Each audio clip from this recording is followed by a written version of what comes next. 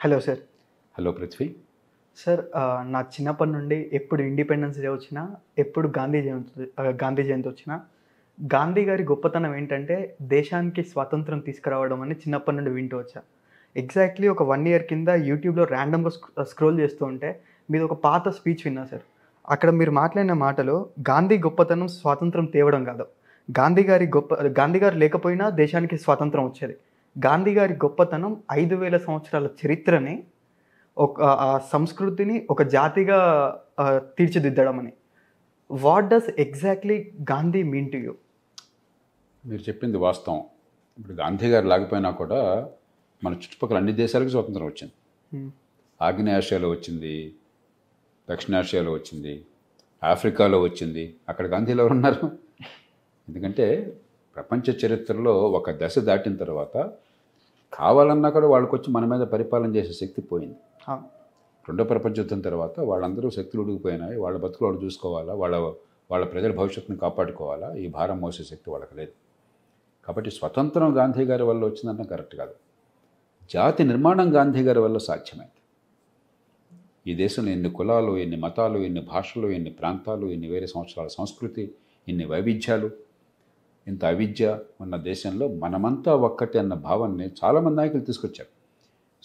సురేంద్ర బెనర్జీ కావచ్చు, లేకపోతే దాదాభాయ్ నవరోజీ కావచ్చు, మరి తిలక్ను, గోఖలే కావచ్చు, ఎందరో మహనీయులు తీసుకొచ్చిన మాట వాస్తవం. కానీ ఈ మొత్తాన్ని ప్రోధి చేసి ఈ దేశం ఒకటి, మనందరిది ఒక జాతి, కాబట్టి మనం కలిసి మనం పరిపాలించుకోవాలి అని చెప్పన్న భావన, ఈ సెన్స్ ఆఫ్ ఐడెంటిటీ, మనమంతా భారతీయులు అని చెప్పిన భావన కానీ, లేకపోతే మనందరికీ కూడా ఉమ్మడి ప్రయోజనాలు ఉన్నాయి, ఈ కులం మతం ప్రాంతానికి అతీతంగా, అది జాతీయత అంటే అర్థం అదే. ఆ జాతీయత మహాత్మా గాంధీ లేకపోతే బహుశా చాలా కాలం పట్టేది, అయినా వచ్చిండేది కాదు పూర్తిగా. ఈవేళ దేశంలో ఎన్ని పరపక్షాలు ఉన్నాయి, ఎన్ని కుల విభేదాలు ఉన్నాయి, పార్టీలు ఎంత దారుణంగా ప్రజలను విభజించి పాలించే ప్రయత్నం చేస్తున్నా కూడా ఇప్పటికి కూడా దేశంలో కనీసం ఆలోచించే వర్గాలు, మధ్యతరగతి వర్గాల్లో ఈ దేశం ఒకటి, మనమంతా భారతీయులం, మనకు ఉమ్మడి ప్రజలమైన భావన చాలా స్పష్టంగా ఉంది. ఈ జాతీయత ఉంది కాబట్టే ఈ దేశంలో ఎన్ని పొరపాట్లున్నా, రాజకీయంలో ఎన్ని లోపాలున్నా కూడా దేశాన్ని మనం నడుపుకోగలుగుతున్నాం. కాబట్టి మహాత్మా గాంధీ మన దేశానికి చేసిన నిజమైనటువంటి మేలు జాతి నిర్మాణం. ఆ జాతి నిర్మాణం జరగకపోయినట్టయితే, ఇప్పుడు ఆఫ్ఘనిస్తాన్ ఉంది, అమెరికా వాడు వచ్చాడు, ఆక్రమించాడు, పోయాడు. కానీ ఆఫ్ఘనిస్తాన్ ఎట్లా ఉంది ఇప్పుడు? ఒక జాతి అన్న భావం వాళ్ళకి ఏమైనా ఉందా? మరి ఆ దేశంలో అందరి ప్రజలను కాపాడడం కోసం కనీసం అందరూ అంగీకరించే ఏర్పాటు ఉందా? మహిళలను ఏ రకంగా చూస్తున్నారు, తెగలు ఏ రకంగా ఒకరినొకరు తన్నుకుంటున్నారు? ఒక చిన్న ఉదాహరణ. కాబట్టి జాతి నిర్మాణం స్వతంత్రం కంటే చాలా ముఖ్యమైనది. స్వతంత్రం ఎప్పుడు కావచ్చు, రేపైనా రావచ్చు. జాతి నిర్మాణమే లేకపోతే మీకు ఒక ట్రైబల్ వార్ఫేర్ లాగా ఉంటుంది అక్కడంతా. ఈ జాతి నిర్మాణం ప్రధాన కారకుడు దానికి మహాత్మా గాంధీ. గాంధీ గారితో పాటు మరికొందరికి వివేకానందుడికి ఆ పాత్ర ఉండదు. స్వామి వివేకానంద అద్భుతమైన పాత్ర పోషించారు. అలాగే మరికొందరు జాతి నిర్మాణం కోసం తప్పించారు. కానీ ఖచ్చితంగా అగ్రస్థాంబూలం దానిలో మహాత్మా గాంధీకి చెందుతుంది. సార్ మీరు పుట్టిన ఇయర్ 1956, గాంధీ గారు చనిపోయిన year 1948. Your like the first generation post independence. మీ ఆ జనరేషన్ మీద గాంధీ గారి ఇన్ఫ్లుయెన్స్ ఎలా ఉంది? ఆ రోజుల్లో పల్లెటూళ్ళలో ఉదాహరణ మా ఊరు తీసుకుంటే మీరు ప్రతి ఊళ్ళో 3 విగ్రహాలు ఉండేవి. గాంధీ విగ్రహం లేకుండా అసలు ఊరు ఉండేది కాదు. గాంధీ, నెహ్రూ, సుభాష్ చంద్రబోస్ ఏ కారణంగానూ. నిజంగా ఆయన చాలా కొద్ది కాలమే ఒక తారాజువలాగా ఎదిగాడు. 39-40లో హరిపుర కాంగ్రెస్లో అక్కడ ఆయన కాంగ్రెస్ అధ్యక్షుడు కావటం, తర్వాత మళ్ళీ రాజీనామా చేయటం, 1930 దాకా ఆ తర్వాత హౌస్ అరెస్ట్లో జైల్లో ఉండటం, అక్కడి నుంచి ఈ దేశం నుంచి పారిపోయి ఎలా వెళ్ళాడో కూడా తెలియకుండా ఇండియన్ నేషనల్ ఆర్మీ ఒకరు పెట్టాడు. ఒక 4-5 ఏళ్ల పాటు ఒక తారాజువలాగా ఎదిగాడు ఆయన. కానీ ఈ దేశ ప్రజల మనసుల్లో, ముఖ్యంగా మన ప్రాంతాల్లో, తూర్పు తీర ప్రాంతాల్లో విశేషమైన ప్రభావం సుభాష్ చంద్రబోస్ వల్ల. సరే, నెహ్రూ గారు 17-18 ఏళ్ళు ప్రధానమంత్రిగా ఉన్నాడు కాబట్టి, దేశం మొత్తం శాసించాడు కాబట్టి ఆయనకుంటుంది. కానీ గాంధీ గారి ప్రభావం ఎంతటిది అంటే, ఏ ఊరికి వెళ్ళినా నిజంగా గాంధీ గారు అన్ని ఊళ్ళకి వెళ్ళి ఉండరు. ఎక్కడ వెళ్తారు? ఒక జీవితకాలంలో మనిషి 100 వేల గ్రామాలకు ఎక్కడికి వెళ్తారు? వెళ్ళరు. ఇక్కడ గాంధీ గారు వచ్చారని చెప్పుకుంటారు. అంటే ఒక మైథాలజీ డెవలప్ అయిపోయింది. అలాగే ఆయన వెళ్ళిన చోట ఆ రోజుల్లోనే 1920లో 30లోనే గాంధీ గారు వచ్చి చాలా, ఆయన పెద్ద గంభీరమైన స్వరం లేదు, ఆయనది గొప్ప వక్త కాదు, కానీ ఆయన పర్సనాలిటీ ఎంత గొప్పదంటే, ఎంత ఋషిగా ప్రజల మనసుల్లో ఆయన పూర్తిగా నాటుకుపోయినాడంటే, ఆయన వచ్చి ఈ దేశ స్వతంత్రం కోసం మీ త్యాగం కావాలని చెప్పంటే ఇంట్లో ఉన్న బంగారం అంతా ఇచ్చేవాడు, ఇంట్లో ఉన్న డబ్బంతా ఇచ్చేవాడు, మరి ఇంకోటి ఆలోచించేవాడు కాదు. అంటే అంతగా ఈ దేశంలో ఈ ప్రాంతం ఆ ప్రాంతం అని తేడా లేకుండా గాంధీ గారు స్ఫురణకు రానటువంటి గ్రామం లేదు, ఆయన స్ఫురణకు రానటువంటి ప్రాంతం లేదు. ఆయన పుట్టింది ఒక గుజరాతీగా అయినా కూడా, పుట్టింది హైందవ సమాజంలో అయినా కూడా, ఆయనకు కూడా ఒక కులాన్ని అంటగట్టినా కూడా దాని అంతటికీ అతీతంగా ఈ దేశం మొత్తాన్ని కూడా ప్రభావితం చేసిన మహోన్నత వ్యక్తి ఆయన. అది ఎంత గొప్పదో మనం వాళ్ళు ఊహించిన సాధ్యం కదా. ఆ రోజుల్లో కమ్యూనికేషన్స్ లేని కాలంలో, ఆ రోజుల్లో 2 ఉన్నాయి. ఒకటి రైళ్ళు ఉన్నాయి అప్పటికే, 2 న్యూస్ పేపర్లు ఉన్నాయి, కొద్దిగా టెలిగ్రామ్ ఉంది, అంతకుమించి టెక్నాలజీ కూడా లేదు. మరి ఆ కాలంలో ఇన్ని కోట్ల మందిని, ఇన్ని లక్షల గ్రామాల్లో అందరి హృదయాలని తాకి వాళ్ళని ప్రభావితం చేయడం అన్నది ఒక అద్భుతమైనటువంటిది. ఆయన ప్రభావం వల్లనే అద్భుత నాయకత్వం వచ్చింది. చాలామంది ఈ విషయం మర్చిపోతారు. భారత స్వతంత్ర పోరాటంలో మనకు వచ్చినటువంటి నాయకత్వం ప్రపంచ చరిత్రలో ఏ దేశంలోనూ కూడా ఒక జాతి నిర్మాణ దశలో రాలా. ప్రతి రాష్ట్రంలో, ప్రతి ప్రాంతంలో డజన్ల కొద్దీ గొప్ప నాయకులు ప్రజల మనసుల్లో వెలుగొందారు. మహాత్మా గాంధీ పుణ్యమా అని చెప్పారు. నాయకుల్ని ఆయన పెంచారు. ఆ నాయకులు కొన్ని సందర్భాల్లో గాంధీ గారితో విభేదించినా కూడా ఆయన ప్రభావానికి లోను కాని వాళ్ళు, ఆయనకి శిష్యులు కాని వాళ్ళు, ఆయన్ని గురువుగా నాయకుడిగా స్వీకరించిన వాళ్ళు ఒక్కడ కూడా లేరు. వాళ్ళందరినీ ఆయన నాయకుడిగా పెంచాడు. అందుకనే ఆయన పోయినా కూడా మొట్టమొదటి తరంలో తప్పులు చేసాం మనం, ఆర్థిక విధానాలు తప్పులు చేసాము, మరి అధికార వికేంద్రీకరణ చేయలేదు, కొన్ని పొరపాటు జరిగినాయి. కానీ ఆ గాంధేయ సిద్ధాంతం కానీ, గాంధీ గారి పర్సనాలిటీ కానీ, ఆయన ఆలోచనలు కానీ, నిజాయితీ, నీతివంతమైన రాజకీయం, అధికారమైన సొంతం కోసం కాదు జాతి కోసం చెప్పిన భావం ఆ 20-25 ఏళ్ళలో అద్భుతంగా ఉండింది, పొరపాట్లు జరిగినా కూడా. కానీ కాలక్రమేణా వ్యవస్థలో ఉన్న లొసుగు, వాళ్ళ అధికార కేంద్రీకరణ కావచ్చు, ఆర్థిక నమూనాలో చేపట్టిన తప్పులు కావచ్చు, మరి కాలక్రమేణా అధికారాన్ని సొంతంగా రాజ్యం వీరభోజ్యంగా మార్చడం వల్ల కావచ్చు, ఇప్పుడు ఆ ప్రభావం తగ్గిపోయింది. ఇప్పుడు గాంధీ గారికి మొక్కుబడిగా దండేస్తున్నాం తప్ప 2 అక్టోబర్న, లేదంటే జనవరి 30న ఒక మాట అంటున్నాం తప్పితే గాంధీ గారి స్ఫూర్తి పోయింది. ఆనాడు అట్లా కాదు. ఆనాడు రాజకీయంలో కావచ్చు, జనజీవనంలో కావచ్చు, సమాజంలో మన చర్చల్లో, మన ఆలోచనలో కావచ్చు, గాంధీజీ భావజాల ప్రభావం చాలా విశిష్టంగా ఉన్న కాలం. సార్, అంటే గాంధీని నమ్మి గాంధీవాదులు కూడా గాంధీ ఎసెన్స్ కోల్పోయే ఆ పాయింట్ ఆఫ్ టైంలో ఉన్నాం సార్. అంటే వేరే దేశాల నుండి వచ్చిన నెల్సన్ మండేలా కావచ్చు, మార్టిన్ లూథర్ కింగ్ కావచ్చు, ఒబామా కావచ్చు, ఆయన సెట్ చేసిన ప్రిన్సిపల్స్ని వాళ్ళ లైఫ్లో ఇన్హెరెంట్గా తీసుకొని వాళ్ళు ఒక ఎగ్జాంపుల్ సెట్ చేశారు. మీరు బట్ మన చెప్పింది దేశం పూర్తిగా వస్తాం. ఆంగ్ సాన్ సూచీ కావచ్చు మీకు బర్మా నుంచి. ఏమిటంటే గాంధీ గారిని ఒక సింబల్గా చూస్తున్నాం. కొల్లాయి గుడ్డ కట్టాడు, అర్ధనగ్నంగా ఉన్నాడన, ఆచ్ఛాదన కూడా లేకుండా చల్లు కూడా నడిచాడన, ఆయన మేకపాలు తాగాడు. ఇలాంటివి ఆ సింబాలిక్గా ఆలోచిస్తున్నాం తప్ప గాంధీ గారు దేనికోసం నిలబడ్డారు అన్న విషయం పక్కన పెట్టేశాం. కాబట్టి ఏదో మొక్కుబడిగా జన్మదినానికో ఇంకో రోజుకో ఓ మాట అంటున్నాం ఆయన గురించి తప్ప గాంధీ గారు అసలు ఏమిటి ఆయన మన సమాజానికి, మానవ సమాజానికి, భారతీయ సమాజానికి కదా ఇచ్చిందని మర్చిపోయినాం. మొట్టమొదటి గుర్తుంచుకోవాల్సింది, ప్రపంచ చరిత్రలో యుద్ధము హింస లేకుండా, రక్తపాతం లేకుండా పెనుమార్పులు శాంతియుతంగా నైతికమైన బలంతో సాధించవచ్చని వాదించి ఆచరణలో చూపెట్టిన మొట్టమొదటి మహనీయుడు మహాత్మా గాంధీ. అప్పటిదాకా విప్లవాలు, రక్తపాతం, యుద్ధాలు తప్ప మార్పు సాధ్యం కాదు, రాజ్యం వీరభోజ్యం. అలాంటిది ఆచరణలో చూపెట్టాడు ఆయన. రెండోది, అధికారం అన్నది ఒక నైతికమైన విషయం. అధికారం ఒక బాధ్యత తప్ప అధికారం మనకి ఆడంబరం కాదు, అధికారం మనకి భూషణం కాదు. అధికారం ముళ్ళ కిరీటం, అదో బాధ్యత. అధికారాన్ని వినమ్రంగా బాధ్యత నిర్వర్తించడం కోసం తప్ప పెత్తనం చేయడం కోసం కాదు. అందుకే ఆయన ఎప్పుడు అనేవాడు, కొద్దిమంది పెత్తనం చేసి గద్దెనెక్కితే అది స్వరాజ్యం కాదు, సామాన్యుడి ప్రతిభాపాటు వల్ల వికసిస్తే అది స్వరాజ్యం. మూడోది, మనిషిని గురించి ఆయనకున్న అవగాహన, ప్రతి మనిషికి ఆత్మగౌరవం వికసించాలి, స్వావలంబన కావాలి,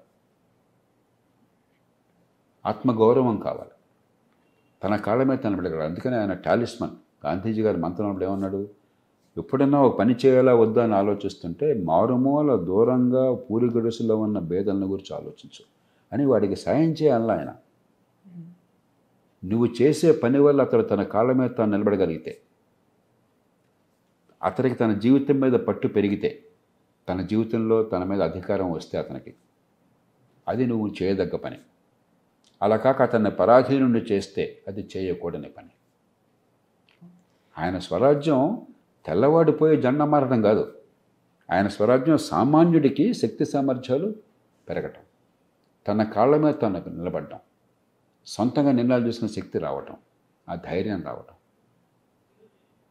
అంటే మంచి ప్రమాణాల విద్య కావాలి, నిజమైన స్వపరిపాలన ఎక్కడికక్కడ కావాలి, తన పన్నుల మీద తనకి ఆధిపత్యం ఉండాలి, అక్కడ నిర్ణయాలను తాను తన గొంతుతో 10 మందితో కలిసి శాసించగలగాలి, నిర్ణయాలు చేయగలగాలి, భవిష్యత్తును మార్చుకోగలగాలి, ఆదాయాలను పెంచుకోగలగాలి, గౌరవప్రదంగా సమాజంలో బతకగలగాలి. అంతేగాని ఓటేసి అధికారం మీద కొంతమంది కూర్చోబెడితే ప్రజాస్వామ్యం కాదు, ఆయనకి స్వరాజ్యం కాదు. ఈ భావన ప్రపంచంలో ఎవరు అంత గట్టిగా ప్రకటించాలి, అంత స్పష్టంగా. మన దురదృష్టం దాన్ని పూర్తిగా విస్మరించాం, పక్కన పెట్టేశాం. ఇంకో గొప్ప విషయం ఏంటి, ఆయనలో శాంతి కావాలన్నాడు కానీ యథాస్థితి కొనసాగాలని కోరలే ఆయన. ఆయన జీవితం అంతా యథాస్థితికి వ్యతిరేకంగా పోరాటమే. కుల వ్యవస్థ కావచ్చు, దళితులకి న్యాయం కోసం, మానవ హక్కుల కోసం కావచ్చు, మహిళల హక్కుల కోసం కావచ్చు, పర్యావరణాన్ని కాపాడడం కోసం. ప్రపంచ చరిత్రలో మొట్టమొదటి పర్యావరణవాది మహాత్మా గాంధీ. అప్పటిదాకా అసలు ప్రకృతికి మన జీవితానికి మనిషికి సమతూకం లేకపోతే మన భవిష్యత్తు గందరగోళం అవుతుందని అప్పటిదాకా ఆలోచించాలి అసలు. ఇప్పుడు మనకు అర్థమైంది, ఆనాడు దాని గురించి తెలియదు.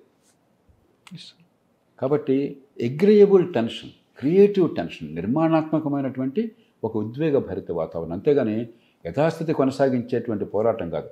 శాంతియుత పోరాటము అంటే పసలైన పోరాటము కాదు, యథాస్థితి కొనసాగించేది కాదు.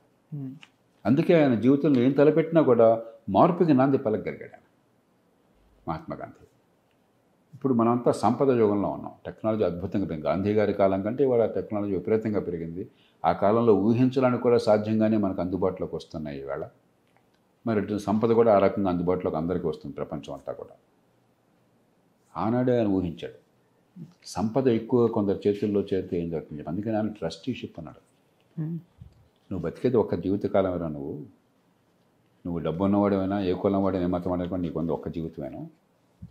కాబట్టి నువ్వు ధర్మకర్తవి. అదృష్టం వల్లనో, ప్రతిభ వల్లనో, నీ కష్టం వల్లనో నీ చేతుల్లో కొన్ని సమకూరవచ్చు సాధనాలు. ఈ సాధనాలు సమాజ హితం కోసం. కేవలం ఆ సాధనాలు నీ చేతుల్లో పెట్టుకున్న ధర్మకర్తవు నువ్వు, నీవి కాదు అది. ఇవాళ వారన్ బఫెట్ చేస్తుంది ఏంటి, బిల్ గేట్స్ చేస్తుంది ఏంటి? మన దేశంలో చాలామంది వదాన్యులు చేస్తుంది ఏంటి? మన విప్రో సంస్థ నుంచి వచ్చిన వాళ్ళు కానీ మిగతా వాళ్ళు కానీ అజిమ్ ప్రేమ్జీ కానీ మిగతా వాళ్ళు కానీ చేస్తుంది ఏంటి? ఆయన ఆనాడు ప్రతిపాదించిన భావం దాదాపు 100 ఏళ్ల క్రితం ప్రతిపాదించాడు ఆయన. ధర్మకర్తలు అని చెప్పి, ట్రస్టీషిప్ అని చెప్పని. ఈవేళ క్రమక్రమంగా ప్రపంచమంతా విస్తరిస్తుంది. కాబట్టి ఆయన ఒక మహాద్రష్ట. కొన్ని విషయాల్లో ఆయన ఆలోచనలు బహుశా పెద్ద ఇవాళ అన్వయించుకోవాలి. ఎందుకంటే ఈ గ్రామాలు, లక్షలాది గ్రామాలు విలేజ్ రిపబ్లిక్స్ ఉంటాయనుకున్నారు. కానీ చరిత్ర గమనంలో టెక్నాలజీ మార్పు వల్ల, పట్టణీకరణ అనివార్యం కావటం వల్ల, సంపద సృష్టి పట్టణాల్లో ప్రధానంగా జరగటం వల్ల మన గ్రామాల్లో మనకు పెద్దగా ఆర్థికంగా పట్టు కానీ నాయకత్వం కానీ లేకుండా పోయింది. కానీ అక్కడ మౌలిక అంశం గ్రామమా ఇంకోటని కాదు, స్థానికంగా ఎక్కడికక్కడ ప్రజలు నిర్ణయాలు చేసుకోవాలా వద్దా, దాన్ని ఈవేళ పరిస్థితుల్లో చిన్న పట్టణాలకు అన్వయించుకోవాలి. కొన్ని విషయాల్లో మహాత్మా గాంధీ ఒక లుడ్డైట్. ఆయన ఏమిటి, కొత్త టెక్నాలజీ వస్తే ఉపాధి పోతుందేమో, చాలా ఎక్కువ డిస్రప్షన్ వస్తుందేమో అని చెప్పిన ఉద్దేశంతో కావచ్చు, ఏ కారణంగా కావచ్చు, ఆయన చాలా రంగాల్లో, కొన్ని రంగాల్లో టెక్నాలజీని తెలివిగా ఆయన పూర్తిగా ఉపయోగించుకున్నాడు. రవాణా కానీ లేకపోతే పత్రికలు కానీ, మిగతా రంగాల్లో టెక్నాలజీ కొంచెం దూరంగా ఉన్నాడు ఆయన. కానీ మనకి ఇష్టం నలపైన టెక్నాలజీకి దూరంగా ఉండే ప్రపంచం మనకు సాధ్యం కాదు.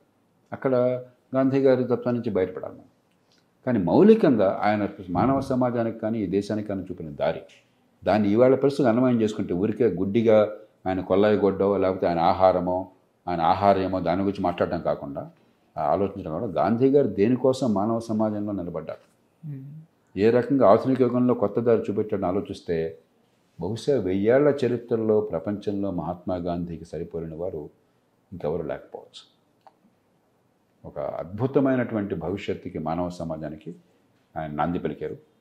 అందుకే భారతదేశంలో కంటే ప్రపంచంలో ఆయన ప్రభావం ఎక్కువ. మనం విగ్రహాలు పెట్టుకుని మాట్లాడుతుంటాం కానీ, దండలేస్తాం కానీ, ప్రపంచం ఆయన ఎక్కువ స్వీకరించింది. మీరు చెప్పినట్టుగా నెల్సన్ మండేలా కావచ్చు, మార్టిన్ లూథర్ కింగ్ కావచ్చు, ప్రపంచంలో ఎక్కడ పీడిత వర్గం ఉన్నా, ఎక్కడ దగాపడ్డ వర్గాలు ఉన్నా కూడా వాళ్ళందరికీ ఆరాధ్యం మహాత్మా గాంధీ ఈవేళ.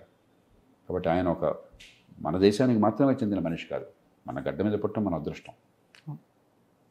ఐన్స్టైన్ అన్నట్టుగా ఇలాంటి మనిషి అసలు గతంలో బతికి ఉన్నాడా అని నమ్మలేనటువంటి కాలం వస్తుందన్నాడు. కరెక్ట్ అది. ఇవాళ గాంధీ గారు ఇట్లా బతికాడే అంటే మన వాళ్ళు నమ్మటం చాలా కష్టం. ఎందుకంటే మనం చూస్తున్న దానికి గాంధీ గారి జీవితానికి మధ్య పోలికే లేదు. అందులో మన దేశంలో అసలు పోలికే లేదు, అంతగా అంతరం వచ్చింది. సార్ మీరు చెప్పినట్టు ఈరోజు India averages 28-29, majority of the youth post liberalisation పుట్టారు. వాళ్ళ మీద గాంధీ గారి ఇన్ఫ్లుయెన్స్ అయినా majority of it comes from social media.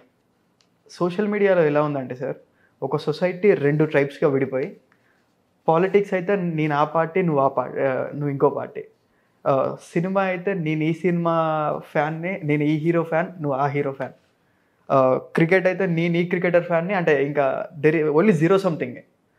ఆఖరికి గాంధీ గారి విషయానికి వచ్చేసరికి కూడా ఒక పాయింట్లో సొసైటీ ఎలా చూస్తుందంటే, అంబేద్కర్ గారికి సపోర్ట్ చేసేవారు they are totally opposing Gandhi principles. మీరు ఇంతకుముందు చెప్పినట్టు he fight for social justice. ఇంకొక సైడ్ పటేల్ గారిని ప్రైమ్ మినిస్టర్ చేయకపోవడం, గాంధీ ప్లేడ్ క్రూషియల్, అది ఇంకొక నరేటివ్ ఉంది సార్. ఇలాంటి యూత్కి వాళ్ళకుండే ప్రజెంట్ ఇన్ఫర్మేషన్, వచ్చే ఇన్ఫర్మేషన్ మొత్తం సోషల్ మీడియా నుండి వస్తుంది. How you look it? I mean ఈ ఒక్క మహాత్మా గాంధీని గురించే కాదు, చాలా విషయాల గురించి మనకి అవగాహన లేకుండా, సమగ్రమైనటువంటి ఆలోచన లేకుండా గుడ్డెద్దు చేలో పడ్డట్టు అటో ఇటు తీసుకెళ్తున్నాం. అది ఆధునిక యుగంలో, ఈ మీడియా యుగంలో జరుగుతుంది. అది ఒక మహాత్మా గాంధీ కానీ, ఒక ఐన్స్టైన్ కానీ, ఆయనకి ఎంత అవకాశం ఉందో, యాక్సెస్ ఉందో మీడియాకి, ఈవేళ ఒక మూర్ఖుడికి కూడా అంతే యాక్సెస్ అన్నది. ఆ రోజుల్లో ఏమిటంటే, గాంధీ గారు ఆయన స్వరం చిన్నది కావచ్చు, కానీ ఒక నైతికమైన అధికారం, సమాజంలో ఆయన జీవితం పట్ల, జీవితం తీరు పట్ల గౌరవం ఎప్పుడైతే ఉన్నదో, ఆయన చాలా నెమ్మదిగా మాట్లాడిన ప్రపంచం అంతా వినేది. ఈవేళ రణగొండ ధ్వనిలో మీకు ఐన్స్టైన్ మాట్లాడిన దానికి, మహాత్మా గాంధీ చెప్పిన దానికి, లేకపోతే ఒక మూర్ఖుడు చెప్పిన దానికి తేడా లేకుండా పోయింది. అంచేత ఈవేళ ప్రపంచంలో ఏది సరైన పద్ధతి, ఏది కాదని తెలుసుకోవడానికి మరింత లోతైన విజ్ఞత కావాలి. పూర్వంలాగా ఆ వాయిస్ అనేది సహజంగా ఎవరిలో అయితే ఆ బలం ఉన్నదో, ఎవరిలో నైతికత ఉన్నదో, ఎవరిలో వాదనలో పటిమ ఉన్నదో, ఎవరిలో తార్కిక చింతన తార్కిక దృక్పథం ఉన్నదో వాళ్ళ వాదన నెగ్గే పరిస్థితి ఉన్న కాలం కాదు. వాళ్ళు ఎంత ఎక్కువ అరిస్తే వాళ్ళ వాదన వినిపించే పరిస్థితి ఉన్నది. ఆ నేపథ్యంలో మనం అర్థం చేసుకోవాలి. ఇక రెండోది, చరిత్రలో చాలా కోణాలు ఉంటాయి. ఎన్నో కులాలు తరతరాలుగా పేరుకుపోయి పుట్టుకతో వివక్షకి గురైనటువంటి సమాజం మనది. కొన్ని కోట్ల మంది శతాబ్దాల పర్యంతం పుట్టుకతో కేవలం ఏ తల్లి గర్భాన పుట్టాడన్న కారణంగా ఆ బిడ్డ చాలా వివక్షకు గురైన మాట వాస్తవం. ఆ నేపథ్యంలో మహాత్మా గాంధీ ఏ రకంగా విభిన్న ప్రయోజనాలను సమన్వయం చేయాలి. సివిల్ వార్ సృష్టించడం చాలా తేలిక, ద్వేషాన్ని పెంచి హింసగా మార్చడం చాలా తేలిక, రక్తపాతంగా చేయడం చాలా తేలిక. కానీ ప్రపంచ చరిత్రలో రక్తపాతం ఎక్కడా కూడా, విప్లవం ఎక్కడా కూడా సమాజంలో మంచికి దారితీయాల, విధ్వంసానికి దారితీస్తుంది. అది ఆయనకు అర్థమైంది. కాబట్టి ఆయన విభిన్న ప్రయోజనాలను సమన్వయం చేయడం కోసం ప్రయత్నం ఎట్లా, మధ్య మార్గాన్ని అన్వేషించడం ఎట్లా. రెండోది, మనం ఎప్పుడు కూడా ఈ పోలరైజేషన్లో ఏమవుతుందంటే, మీకు నాకు 180 విషయాలు ఏకాభిప్రాయం ఉండొచ్చు. ఏకాభిప్రాయం గురించి మాట్లాడడం మనం ఎక్కడో ఒక్క చోట విభేదం వస్తుంది, దాన్ని ప్రస్ఫుటంగా చూపెట్టి శత్రువులు అయిపోతాం. నాకు బాగా గుర్తుంది, ఒక ఆయన పేరుది వద్దు, చాలా బాగా మంచి నిపుణుడు, ఆయన పండితుడు, చిత్తశుద్ధి గల మనిషి, సమాజంలో మంచి కోసం గట్టిగా ప్రయత్నం చేసిన మనిషి. ఈ స్థానిక ప్రభుత్వాల కోసం గట్టిగా తపన ఉన్న మనిషి. లోక్సత్తా ఉద్యమం కానీ, ప్రజాస్వామ్యపీఠం కానీ, నేను కానీ, స్థానిక ప్రభుత్వాలు, 3 అంచె ప్రభుత్వాలు బలంగా నిజంగా ఉండకపోతే ప్రజాస్వామ్యం నిరర్థకమని గట్టిగా నమ్మేవాడు. నేను ఆయన్ని, మీరు ఈ బాధ్యత తీసుకోండి స్థానిక ప్రభుత్వాలని చెప్పి మన సాహిత్యం ఇచ్చాను. అంత చదివి నా దగ్గరికి వచ్చాడు. అంత బ్రహ్మాండంగా ఉందండి ఇది, ప్రతి ఒక్కటి పొల్లుపోకుండా ఒప్పుకుంటున్నాను.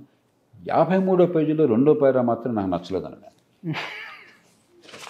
నేను చెప్పాను. ఏమంటే ఇన్ని పేజీలు ఇన్ని పేరాలు ఉంటే అంతా నచ్చినప్పుడు ఒక్క విషయంలో, ఒక మాట విషయంలో ఏదన్నా భేదం వస్తే చాలా గొప్ప విషయం అది. మీరు కరెక్ట్ కావచ్చు, మీ దగ్గర నుంచి నేను నేర్చుకుంటాను, నేను కరెక్ట్ కావచ్చు, ఇద్దరు మధ్య మార్గానికి రావచ్చు, అది పక్కన పెట్టి మనం పని చేద్దాం. లేదు సార్, ఆ భేదం ఉంది కాబట్టి నేను పని చేయను అన్నాడు. గాంధీ గారి తత్వం అది కాదు. ఆయన ఎప్పుడు కూడా ప్రత్యర్థి అయినా కూడా, చాలా విషయాల్లో భావజాల వైరుధ్యం ఉన్నా కూడా, ఎక్కడ ఇద్దరికీ కలుస్తుంది కామన్ గ్రౌండ్, దాని ముందు ప్రారంభించేవాడు. మీరు ఇది కావాలని కోరుకుంటున్నాను, ఇది కావాలని కోరుకుంటున్నాను, ఇది కరెక్ట్, ఈ విషయంలో భేదాలు ఉన్నాయి, చూద్దాం ఏం చేద్దాం. మానవ సమాజ కళ్యాణం కావాలి అంటే, సంఘటితంగా మనం కృషి చేయాలని చెప్పంటే, కమల పిల్లల అన్నదమ్ములు కూడా అన్నిటి ఒకే భావాలు ఉండవు. ఒకే కుటుంబంలో కూడా తల్లికి, తండ్రికి, పిల్లలకి వేరే భావాలు ఉంటాయి. ప్రేమించి పెళ్లి చేసుకున్నా కూడా భార్యాభర్త గంగిరెద్దులాగా ఒకళ్ళ మాట ఇంకోటి తలవపరు. ప్రపంచంలో ఎక్కడైనా చూడండి మీరు, ప్రతి మనిషికి వాళ్ళ అనుభవాన్ని బట్టి, వాళ్ళ వ్యక్తిత్వాన్ని బట్టి, ఆలోచనని బట్టి, వాళ్ళ నేపథ్యాన్ని బట్టి కొన్ని ఆలోచనలు ఉంటాయి. కాబట్టి భావ వైరుధ్యం అన్నది, భావ సంఘర్షణ అనేది అనివార్యం మానవ సమాజంలో. భావ సంఘర్షణ జీవితంలో సంఘర్షణకు దారితీయాలా, హింసకు దారితీయాలా, లేకపోతే భావ సారూప్యం ఎంతమేరకు అయితే ఉన్నదో అక్కడ కలిసి పనిచేయడం, భావాలు కలవనప్పుడు వాస్తవాల ఆధారంగా, తర్కం ఆధారంగా, జీవితానుభవం ఆధారంగా ఒకళ్ళనొకళ్ళు మనం ఏ రకంగా ఒప్పించాలి. ఇదొక్కటే మానవ సమాజం మనుగడకు మార్గం. ఎందుకంటే జంతువులకి ఇన్స్టింక్ట్ వల్ల బలం ఉన్న జంతువు బలం లేని జంతువుని చంపేస్తుంది, ఓడించేస్తుంది, తరిమి కొడుతుంది. మనిషి అట్లా కాదు. మనిషి అట్లా చేస్తే అరాచకత్వం వస్తుంది. మానవ సమాజ నిర్మాణాన్ని ఎప్పుడు తయారు చేసామో ఇన్స్టింక్ట్ ద్వారా బలమైన వాడు బలహీనుడిని కొట్టేస్తే, చంపేస్తే మానవ సమాజం బతకదు. పోలరైజేషన్ బలవంతుడు బలహీనుడిని గొంతుతోనో, బలంతోనో, పశు ప్రవృత్తితోనో చంపేయాలి, లేకపోతే అణిచేయాలని ఆలోచన. కానీ నాగరికమైన ఆలోచన, గాంధీజీ ఆలోచన, అభిప్రాయ భేదాలు అన్నవి అనివార్యము. కానీ అభిప్రాయాలు సారూప్యం ఉన్నప్పుడు కలిసి పనిచేద్దాం. మిగతా విషయాల్లో తర్కాన్ని బట్టి, వాస్తవాలు సాక్ష్యాన్ని బట్టి, జీవితానుభవాన్ని బట్టి ఒకరినొకరు ఒప్పించుకుందాం. లేకపోతే మానవ సమాజం కలిసి మనకు సాగుతుందని చెప్పారు. అది మర్చిపోయి మనం కులం పేరుతోనో, పార్టీ పేరుతోనో, ఆ రూపంలో ఆ రోజు ఆయన అట్లా చేశారండి, నీ కులం ఇదే నీకు తెలిసింది, మరి ఇంకొకరు ఇంత విస్తృతమైన కులం చూస్తారు. తర్వాత మహనీయులైనా కూడా, గౌతమ బుద్ధుడు కావచ్చు, జీసస్ క్రైస్ట్ కావచ్చు, ప్రాఫెట్ మహమ్మద్ కావచ్చు, మరొకరు కావచ్చు, మహనీయులైనా సరే ఎవరో దేవుళ్ళు కాదు. మనం హైండ్ సైడ్తో చూసినట్టయితే అరే కాకుండా ఇలా చేస్తే బాగుంటుందని నాకు అనిపిస్తుంది. ఆ రకంగా మనం ఖచ్చితంగా ఆనాడు కనుక కొన్ని విషయాల్లో ముందు చూపు లేకుండా కొన్ని పొరపాట్లు దొరికితే దాని నుంచి పాఠం నేర్చుకున్నాం. కానీ ఆ కారణంగా వాళ్ళని ద్వేషించడమో లేకపోతే చిన్న వాటిని పెద్దదిగా చూపెట్టేసి మనం గొప్పవాడు అనుకోవటమో, ఒక మహాత్మా గాంధీనో ఐన్స్టైన్ బూతులు తిడితే నువ్వు గొప్పవాడు అనుకోవటమో ఇది మూర్ఖుల లక్షణం, అల్పుల లక్షణం. విజ్ఞుడైనవాడు ఇతరుల విజ్ఞతని గౌరవిస్తాడు, ఇతరుల గొప్పతనాన్ని ఆస్వాదిస్తాడు, దానిలో పనికొచ్చే స్వీకరిస్తాడు. అనుభవాన్ని బట్టి కొంత పనికిరాదు అనుకున్న ఉదాహరణకు గాంధీ గారు కొత్త టెక్నాలజీని అనుకున్నంత వేగంగా ఆమోదించాల. మనం ఏమనుకున్నాం ఆ విషయంలో గాంధీ గారు ఒక లుడ్డైటు, అది బహుశా ఆధునిక పరిస్థితులకు పనికిరాదు.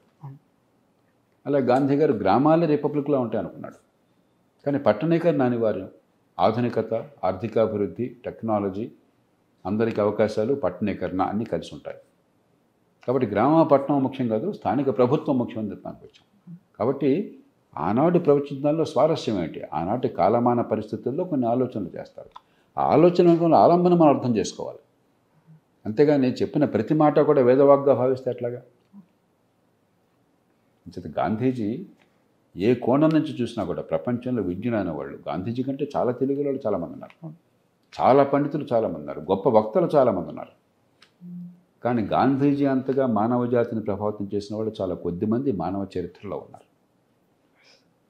సార్ మీరు ఇంతకుముందు మాట్లాడుతున్నప్పుడు స్థానిక ప్రభుత్వాల గురించి మాట్లాడారు. లోక్సత్తా మూమెంట్ స్టార్ట్ అయిన డే 1 నుండి మీరు strong supporter of local governments. కానీ over the years post independence local గవర్నమెంట్స్ని ఇర్రిలవెంట్ చేసినాం సార్. మన దేశంలో స్థానిక ప్రభుత్వాలు బలహీనంగా ఉన్నంత ప్రపంచంలో ఏ ప్రజాస్వామ్య దేశం లేదు, ఏ పెద్ద దేశంలో లేదు. పాకిస్తాన్ నియంతృత్వ దేశం సగం టైము, అక్కడ మనకంటే స్థానిక ప్రభుత్వాలు బలమైనవి. బంగ్లాదేశ్ వాళ్ళు ఎన్నిక కాని వాళ్ళు ప్రభుత్వంలో ఉన్నారు, ఆర్మీ వెనకాల మద్దతు ఇస్తే, మనకంటే స్థానిక ప్రభుత్వాలు బలమైనవి. చైనా ఒక ఏకపార్టీ నియంతృత్వ దేశం, చాలా బలమైన స్థానిక ప్రభుత్వాలు, ప్రభావశీల స్థానిక ప్రభుత్వాలు ఉన్నాయి. భారతదేశంలో ఉన్నంత బలహీనమైనటువంటి స్థానిక ప్రభుత్వాలు నామమాత్రం తప్ప ఒక కేరళ మినహాయిస్తే ఏమాత్రం కూడా పాత్ర లేని స్థానిక ప్రభుత్వాలు ఉత్సవ విగ్రహాలుగా మార్చేసాం మనం. అవి మారేదాకా స్థానిక ప్రభుత్వాలకు పూర్తి బాధ్యతలు, అధికారం కట్టబెట్టి ప్రజలకు ఎక్కడికక్కడ జీవితాన్ని శాసించుకునే అవకాశం వచ్చేదాకా మన నిజమైన ప్రజాస్వామ్యం కాగలదు. మన ఏదో ఓటేయాక నువ్వు రాజీనామా చేయి దిగిపో అని చెప్పి మనం నిరసన తెప్పడం ప్రజాస్వామ్యంగా అనుకుంటున్నాం. ఓట్ అండ్ షౌట్ ప్రజాస్వామ్యం నిజమైన ప్రజాస్వామ్యం కాదు. సార్ మీరు ఇంతకుముందు చెప్పినట్టు, మనం ఇంతకుముందు అనుకున్నట్టు ఆఫ్ ఇండియా పోస్ట్ లిబరలైజేషన్ పుట్టింది. అంటే ఈ 91, 92 రిఫార్మ్స్, ఐ మీన్ అదే లోకల్ గవర్నమెంట్స్ని రిఫార్మ్స్ తీసుకొచ్చిన తర్వాత వచ్చారు. కానీ ఇప్పుడున్న మెజారిటీ విలేజెస్కి, ఆ ఊళ్ళలో ఉండే వాళ్ళకి కూడా లోకల్ గవర్నమెంట్స్ పవర్ ఏంటో తెలియదు సార్. అంటే ఓన్లీ పంచాయతీ ఎలక్షన్స్ వస్తే ఓ సర్పంచ్ని ఎన్నుకుంటాం, సర్పంచ్కి చెక్ పవర్ వస్తే పవర్ వచ్చినట్టు అనే వ్యూలో ఉన్నారు. రెండు పెద్ద పొరపాట్లు దొరికినాయి. ఒకటి, స్థానిక ప్రభుత్వాల నిర్మాణం ఏ రాష్ట్రానికి ఆ రాష్ట్రం వదిలేయారు. ఒక్కొక్క ప్రాంతంలో అక్కడ చరిత్రను బట్టి, అక్కడ అవగాహన బట్టి, అక్కడ అనుభవాన్ని బట్టి వాళ్ళు మార్పులు చేర్పులు చేసుకో. ఉదాహరణకి ఆంధ్రప్రదేశ్, తెలంగాణలో చాలా రాష్ట్రాల్లో గ్రామ పంచాయతీ సర్పంచులు సమితి సభ్యులుగా ఉండేవాళ్ళు.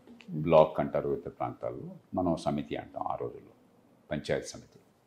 సమితి అధ్యక్షులు జిల్లా పరిషత్ సభ్యులుగా ఉండేవారు. అంటే ఈ 3 అంచెల స్థానిక ప్రభుత్వాలు కూడా ఒకదానికొకటి అనుబంధంగా ఉండేవి. రాజ్యాంగంలో పెట్టి మా ఊళ్ళో ఎన్ని కట్ట జరగాలో వాడు నిర్ణయం చేసి ఈ పంచాయతీకి, సమితికి, జిల్లా పరిషత్కి సంబంధం లేకుండా పెట్టారు తలతెక్కగా. అది అప్రజాస్వామికవాది. ప్రజాస్వామ్యాన్ని పెంచుతున్న ఉద్దేశంతో మనం ఈ దేశంలో ఉన్నటువంటి వైవిధ్యాన్ని, ప్రాంతీయ అవసరాలని, అక్కడ చరిత్రని, అక్కడ సంస్కృతిని పక్కన పెట్టేసి కృత్రిమంగా మనం ఒకటి చూపించాం. రాష్ట్రాలకు ఆసక్తి లేకుండా పోయాం. రెండోది ఏం చేసాం, నిర్మాణం చాలా సవివరంగా, ప్రపంచ చరిత్రలో ఏ రాజ్యాంగంలోనూ కూడా స్థానిక ప్రభుత్వాల నిర్మాణం ఎంత ఉండాలో ఎంత డీటెయిల్గా ఎక్కడ ఇవ్వాలి. అసలు రాజ్యాంగంలో ఎక్కడ స్థానిక ప్రభుత్వాల నిర్మాణం గురించి పాత్ర ఉండదు. ప్రపంచం అంతా కూడా అవి ఉండాలి విధిగా, వాటికి అధికారము, వనరులు ఉండాలి, జవాబుదారితనం ఉండాలి. ఇక రాష్ట్రాలు చట్టం చేసుకుని స్థానిక ప్రభుత్వం ఏర్పాటు చేసుకోవాలని ఉంటుంది. మన దేశంలో 7,700 పదాలు వాడాం దానికి. 7,700 పదాలు అంటే అమెరికన్ రాజ్యాంగం మొత్తం కంటే మన స్థానిక ప్రభుత్వాల రాజ్యాంగ సవరణ పెద్దది. అయ్యవారం చేయకపోతే కోతిని చేశాం. నిర్మాణం సవివరంగా దానిలో చెప్పాము. ఆ స్థానిక ప్రజలకు సంబంధం లేకుండా బాధ్యతలు అధికారుల వనరులకు వచ్చి ఊసెత్తకుండా వదిలేశాం. అప్పటికే శాసనసభ్యుడు ఒక పక్కన, బలంగా ఉన్న అధికారి మరో పక్కన పూర్తిగా పాతుకుపోయారు. వీళ్ళు అనుకున్నారు వీడికేమో మనం సంస్థాగతంగా వ్యవస్థాగతంగా తప్పులు చేశాము, ఓవర్ స్ట్రక్చర్ అండర్ పవర్డ్, అధికారం లేని నిర్వీర్యమైన ఉత్సవగృహాలు లాంటి స్థానిక ప్రభుత్వాలను ఏర్పాటు చేశాము. రెండో పక్కన బలమైనటువంటి ప్రతికూలత శత్రువుల నుంచి వచ్చింది.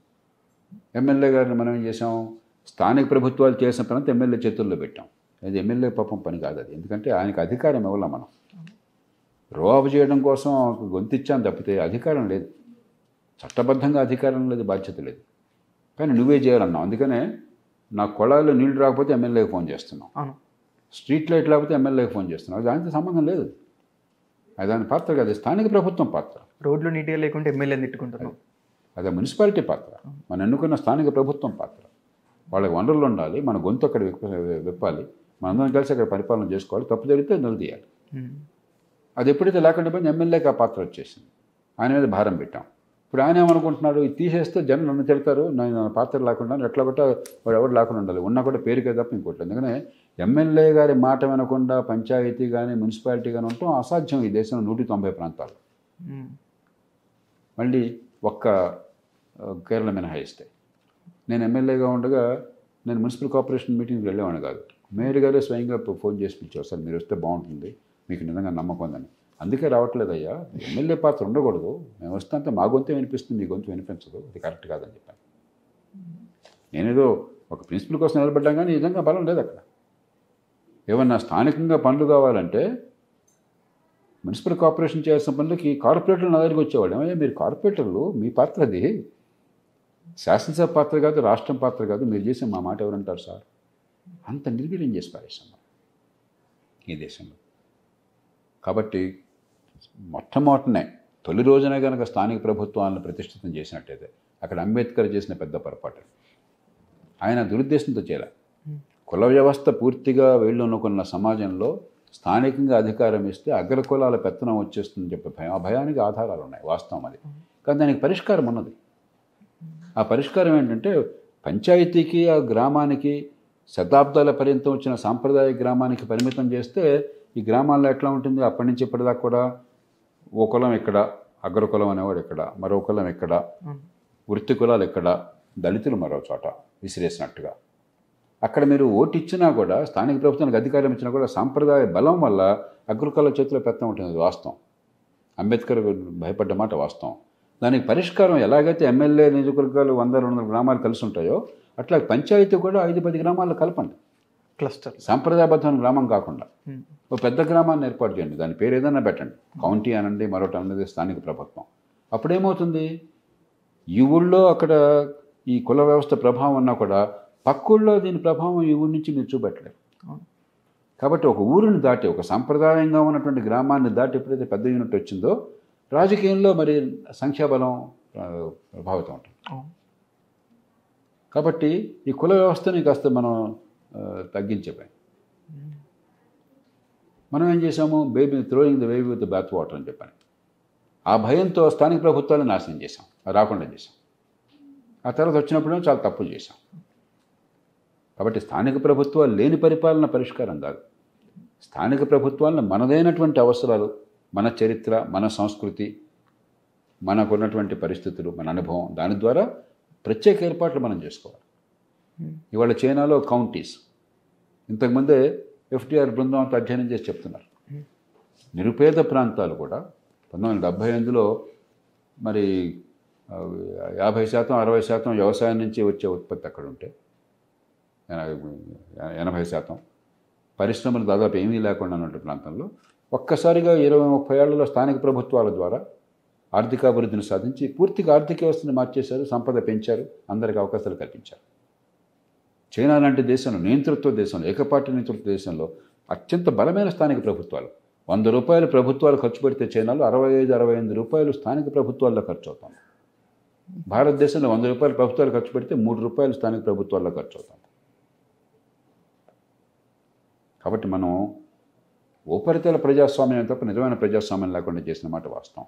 ఎప్పటికైనా మనం జవాబుదారితనం కూడిన స్థానిక ప్రభుత్వాలకు అధికారం ఇచ్చేస్తే అంత అద్భుతాలు దొరికితే నేను అంటలా.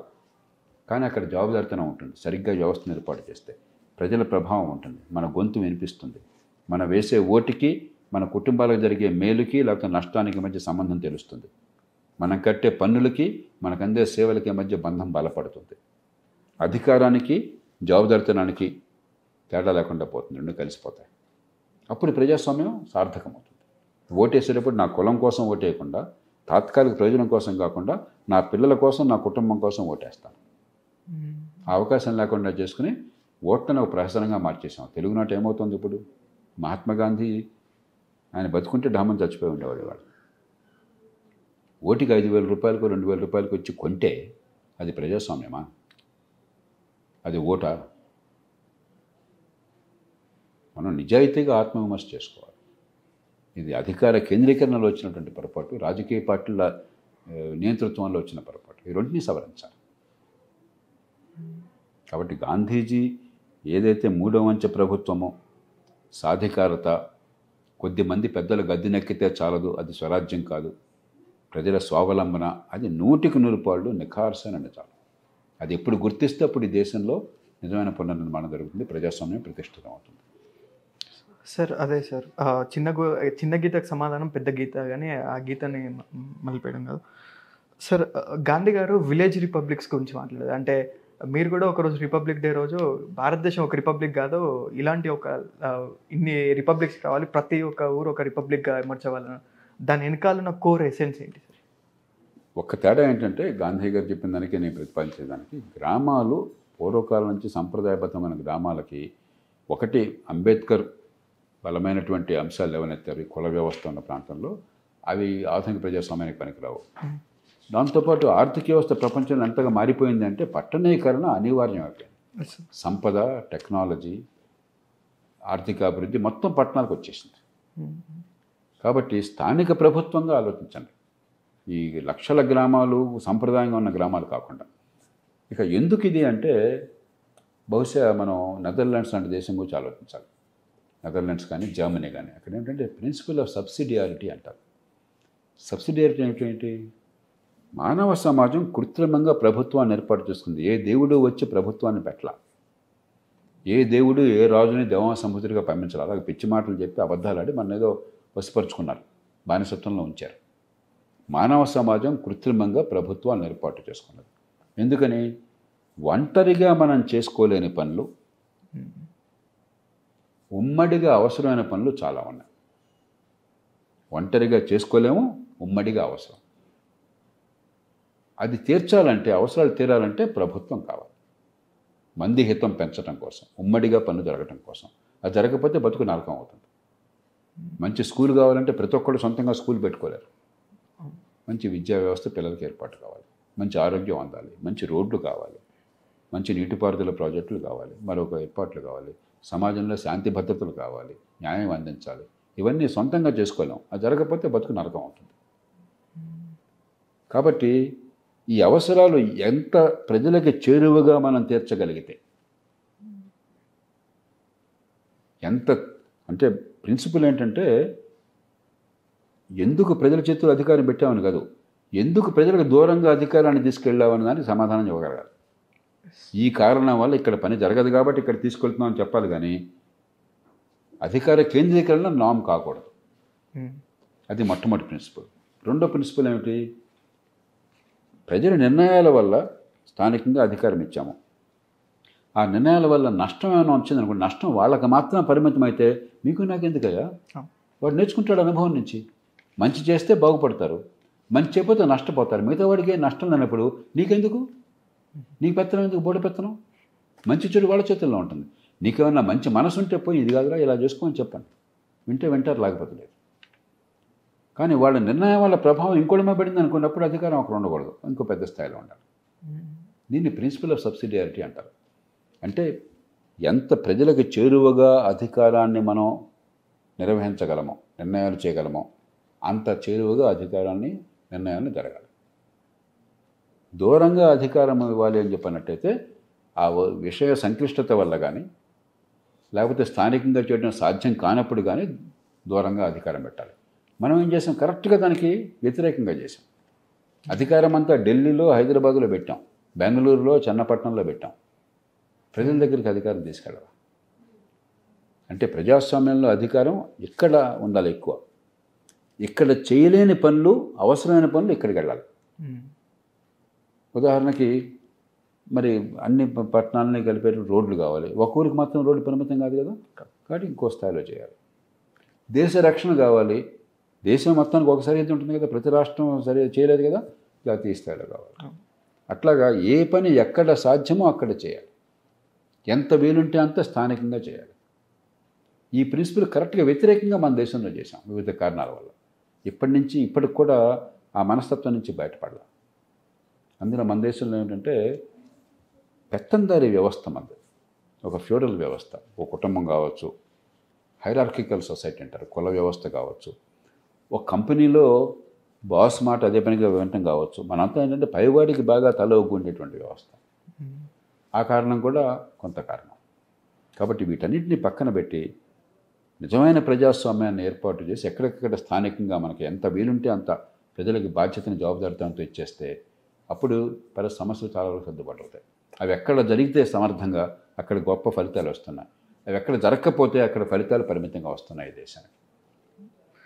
సార్, మీరు ఇంతకుముందు చెప్తుంటే పెద్దలకి ఒక ఎవరైతే హైరార్కీలో ఉంటారో, టాప్లో ఉంటారో వాళ్ళకు రెస్పెక్ట్ ఇవ్వడం, అది మన సొసైటీకి కంపేరింగ్ టు వెస్ట్రన్ కంట్రీస్ మనకు అది నెగిటివ్ అంటారా, పాజిటివ్ అంటారా? ఇప్పుడు జ్ఞానవృద్ధులు కానీ, జ్ఞానం అనడం వల్ల అనుభవం మంచి గొప్ప పనులు చేశారన్న కారణంగా కానీ, సమాజానికి వాళ్ళ వల్ల మేలు జరిగిందన్న కారణంగా కానీ, తల్లిదండ్రులు, గురువులో వయస్సు వల్ల కానీ ఆ గౌరవం వద్దని ఎవరు అంటలా. కానీ గౌరవం బానిసత్వంగా మారకూడదు, గొంతు పూడిపోకూడదు. ఎంత గొప్ప పండితుడైనా కూడా కొన్ని విషయాల్లో ఆయనకు తెలియకపోవచ్చు. గౌరవంగానే అగౌరవపరచకుండానే మనం వేరే ప్రత్యామ్నాయ ఆలోచనని కానీ, ఒక పరిష్కారాన్ని కానీ మనం తీసుకురాగలగాలి, చర్చ జరగాలి. అలాంటి వాతావరణం కావాలి. మనకి మేనేజ్మెంట్లో 2 థియరీస్ చెప్తారు, థియరీ ఎక్స్, థియరీ వై అని చెప్పి. థియరీ ఎక్స్ అంటే బాస్కి అన్నీ తెలుసు, ఆయన ఏం చెప్తుంది, ఆయన ఏ ఆదేశిస్తే అమలు చేయటం, మనం బుర్రంతా పక్కన పెట్టేయచ్చు, మనకు బుర్ర అక్కర్లేదు. థియరీ ఎక్స్ అంటారు. మన కుటుంబాల్లో కానీ, మన కంపెనీల్లో కానీ, మన గవర్నమెంట్ ఆఫీసుల్లో కానీ, మన దేశంలో ఎక్కువగా సంస్కృతి ప్రబలం ఉండేది థియరీ ఎక్స్. అంటే బాస్కి అన్నీ తెలుసు అని చెప్పన్నది. నిజమైన ప్రజాస్వామ్యంలో అది కాదు, థియరీ వై. బాస్కి అన్నీ తెలియవు. బాస్ కంటే ఎక్కువ ఆ బృందానికి తెలియచ్చు. అనుభవం ఉండొచ్చు, ఆలోచన ఉండొచ్చు, తపన ఉండొచ్చు, సామర్థ్యం ఉండొచ్చు. ఉమ్మడి లక్ష్యం కోసం పనిచేయాలి. కలిసి ఒక టాస్క్, ఒక టీముల్లో పనిచేయాలి. అంతేగాని వాడు ఏం చెప్తే అది గంగిరెద్దులాగా తలొప్పడం కాదు. ఈ లక్ష్యం సాధించాలి. సాధించడం కోసం ఉమ్మడిగా మనం సమిష్టిగా కృషి చేస్తాం. ఇది థియరీ వై అంటారు. మన దేశంలో థియరీ వై చాలా తక్కువ. ప్రైవేట్ సంస్థల్లో కూడా అంతే, స్వచ్ఛంద సంస్థల్లో కూడా అంతే, మన కాలేజీల్లో అంతే. ఆ పిల్లోడు ప్రశ్నలు అడిగితే స్కూల్లో నోరు మూసుకోరా, చొప్పదాని ప్రశ్నలు వేస్తున్నామేంటని చెప్పంటారు. అది థియరీ ఎక్స్. అంటే సృజన శక్తిని, ఆలోచన శక్తి తప్పేస్తున్నాం మనం పుట్టిన దగ్గర నుంచి. దాని నుంచి బయటపడాలి. ఆనాడు ప్రాచీన కాలంలో నడిచింది మన సమాజంలో. కానీ ఈవేళ అది మన సృజన శక్తి బయటపడడానికి, మన సంపద సృష్టికి, మన ప్రతిభ వికసించడానికి మన మార్గం థియరీ వై మాత్రమే, థియరీ ఎక్స్ కాదు. Sir, coming back to Gandhi, ఈరోజు ఒక 20 year old యంగ్ ఇండివిజువల్కి గాంధీ గారి లైఫ్ నుండి వాళ్ళు తీసుకొని ఒక మెసేజ్ ఏంటి? ఇప్పుడు మనకి ఎవరికైనా సరే ఏ మనిషి ఇంకొకళ్ళ జీవితంలో హీరో కాదు. అది గాంధీ గారు కావచ్చు, ఒక గొప్ప ప్రవర్త కావచ్చు, ఒక గొప్ప ఫుట్బాల్ హీరో కావచ్చు, ఒక సినిమా హీరో కావచ్చు. ప్రతి మనిషి జీవితంలో తాను హీరో. మన యువత, మీ ఆశలు ఉంటాయి, మీ కళలు ఉంటాయి జీవితంలో. మీకు కొన్ని సాధించాలని కోరిక ఉంటుంది, మీకు కొంత ప్రతిభ ఉంటుంది, కొంత తపన ఉంటుంది, కొంత కసి ఉంటుంది, కష్టపడే తత్వం ఉంటుంది. అది మీ లక్ష్యం. ఏ మేరకు మహాత్మా గాంధీ కావచ్చు, మరొకరు కావచ్చు మేము జీవితంలో హీరో అంటే ఆయన జీవితము, ఆయన అనుభవము, ఆయన ఆలోచనలు మన జీవితాన్ని ప్రభావితం చేసే మేరకు. మనం కొన్ని వాళ్ళు మాట్లాడుకున్నాం. మహాత్మా గాంధీ ఆలోచనలు ఎంత లోతుకెళ్తే ఎంత బలమైనవి ఉన్నవి. ఆ ఆలోచనలు కనుక నిజంగా కార్యరూపం దారిస్తే మనకెంత లాభం అనగా ఆ మేరకు స్వీకరించండి. అంతేగాని ఏ మనిషిని కూడా ఎంత మహాత్ముడైనా కూడా ఎంత గొప్పవాడైనా కూడా ఆయన చెప్పింది మొత్తం కూడా వేదవాక్యం, నేను దాన్ని అసలు తూచ తప్పకుండా పాటిస్తాను, గాంధీ గారు చెప్పిన మాట ఒక్క పదం మార్చినా కూడా దేశద్రోహం, అది మూర్ఖుల లక్షణం. అలాగే గాంధీ గారు పనికిమాలినవాడు, అన్ని తప్పులు చేశాడు, ఆయన తిరస్కరించాలి, అది అంతకంటే మూర్ఖుల లక్షణం. ఎందుకు గాంధీ గారిని మనం గౌరవించుకుంటున్నామంటే కొన్ని విషయాలు ఈవేళ మనకు ఆధునిక యుగంలో మనకు సరిపడకపోయినా కూడా ఆయన ఆలోచనలు చాలా మేరకు మానవ సమాజ నిర్మాణం కానీ, మన అందమైన భవిష్యత్తు కానీ, మన వ్యక్తి నిర్మాణం కానీ గాంధీ గారి ఆలోచనల్లో దానికి పరిష్కారాలు మనకు కనిపిస్తున్నాయి. దానికి ఇవాళ పరిస్థితులకు అన్వయించుకుని ఉపయోగించుకోండి. అంతేగాని గాంధీ గారు కొల్లాయగొడ్డ లేకపోతే కలవేరు పెట్టుకున్నాడు అవన్నీ మీకెందుకు నాకెందుకు. 2 అక్టోబర్ని ఆయన పూజించాల్సిన అవసరం లేదు. మీకు లాభం ఉన్న మేరకు, మీ జీవితాలకి పరిష్కారాలు దొరికే మేరకు ఈ మహనీయుల జీవితాల నుంచి మనం నేర్చుకుందాం. అది మహాత్మా గాంధీ కావచ్చు, ఒక మత ప్రవక్త కావచ్చు, గొప్ప తాత్వికవేత్త కావచ్చు, మరొకళ్ళు కావచ్చు. వాళ్ళకి మనమేమీ మేలు చేయట్లా. గాంధీ గారికి మీ వల్ల వచ్చే ఉపకారం ఏం లేదు. ఆయన పడే కష్టం పడ్డాడు, ఆయన చివరికి చంపేశారు. ఆయన మనసులో ద్వేషం లేకుండా, మాలిన్యం లేకుండా చంపిన వాడిని కూడా క్షమిస్తూ ఆయన చనిపోయాడు. ఆయనకి ఇవాళ మీరు చేసే మేలు ఏం లేదు. మీ వల్ల గాంధీ గారికి పేరు వచ్చేది ఏం లేదు, ఆయన పేరు పోయేది లేదు. మనకి ఏం లాభం? ఆయన ఆలోచనల వల్ల మానవ జాతిగా, ఒక సమాజంగా ఏం లాభం? దాన్ని స్వీకరించండి, దాన్ని ఉపయోగించుకోండి. ఈవేళ పరిస్థితుల్లో అర్థాన్ని వెతుక్కోండి, అది చాలు. ఆయనకేం మీరు మెహర్బానీ అక్కర్లా, మహాత్మా గాంధీకి మీరు దండలే అక్కర్లా, ఆయనకి దండలు అక్కర్లా. సార్ చివరిగా సేమ్ అదే రోజు ఇంకో వ్యక్తి పుట్టారు సార్ మన దేశంలో, సేమ్ అదే లెవెల్లో ఒక ప్రిన్సిపల్ లైఫ్ బతికిన లాల్ బహదూర్ శాస్త్రి గారు. ఆయన గురించి మీ మాటల్లో. గాంధీ గారు పెంచిన గొప్ప నాయకుల్లో లాల్ బహదూర్ గొప్ప ఆణిముత్యం.